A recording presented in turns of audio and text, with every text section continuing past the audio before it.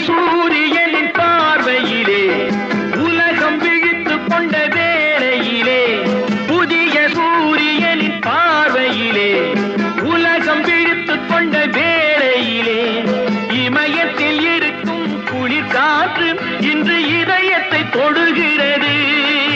அன்று இமயத்தில் சேரன் கொடி பறந்த அந்த காலம் தெரிகிறது, அந்த காலம் தெரிகிறது.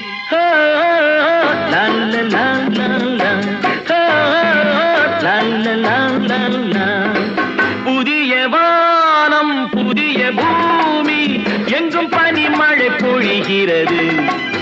நான் வருகையிலே என்னை வரவேற்க வண்ண பூமழை பொழிகிறது.